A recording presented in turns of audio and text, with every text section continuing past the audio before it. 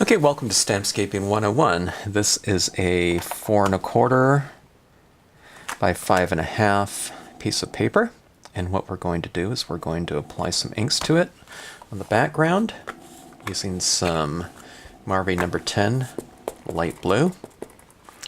Okay, just start applying it in from the top to bottom like so.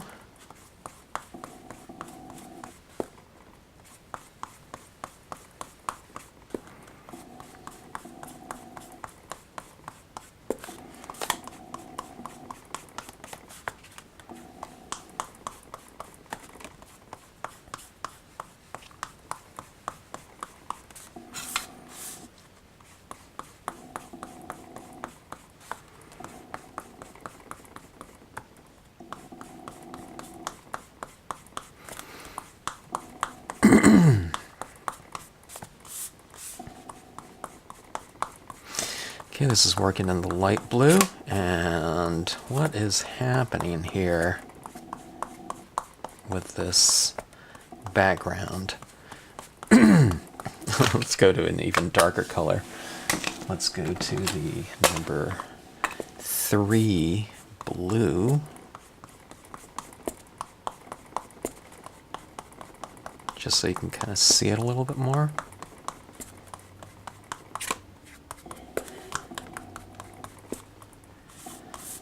And let's come in from this bottom side. And the mystery solved, just like on forensic files. Alright, I'll show you what's happening here. See that right there? Let's focus in a little bit more. Here we go.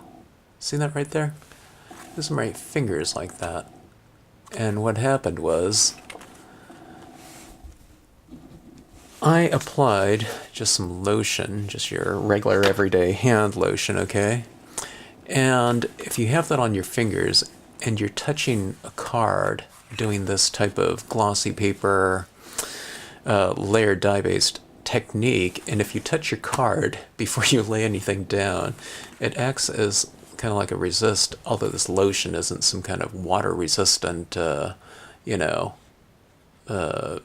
like sunscreen or something like that. Just any type of lotion will kind of create somewhat of a resist to the inks that you're laying down on top of it. And you'll get these types of fingerprints, and you can see they're very distinct. I even see a little bit of my palm print here. I mean, it's very apparent. And I don't know, it's one of those little things that come into play when I used to teach workshops, and especially it was always after my first class when they're taking a break between actually maybe it was my second class and the third class or something like that. We used to teach from 9 to 12, and then we'd take a lunch break and we'd come back at like around 2 or something like that. And a lot of cards started getting this type of thing. And it was because people would go out to lunch, they'd wash their hands, they'd throw on some lotion or something like that and come back. And then you'd often see it around the edges of the card or something like that. Or people would go out and, a lot of people would take the series of 3 different classes that I used to teach. And what they would do is, they were away from home, they'd go out and grab some fast food. And one of those things is like burgers and fries. So if you're eating some fries with your fingers and you're touching your card, it's creating kind of a little bit of a residual oil resist. So you'd see these types of fingerprints coming into play. I don't know.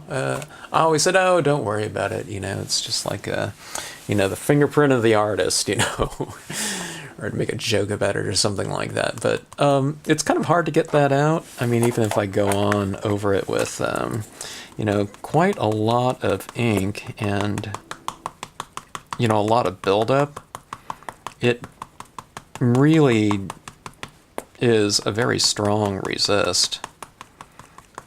In terms of maybe it's the thing that's coming in first contact with the paper. So it's just really set into the surface. You know, the more things that you pile on top of it, you'll always have that kind of initial base. That's how we're able to get these kind of color glows going and whatnot, working through light tones into the darker tones. But if you have some kind of other substance on your hands like that, that'll come into play. So just be aware of that, and if you see it, that's what happened there. It doesn't have anything to do with... A lot of people thought it was something to do with their stylus tool or something like that, because their finger, it's like almost the exact same size as one of those shapes like that. But no, it was indeed the fingerprints and whatnot.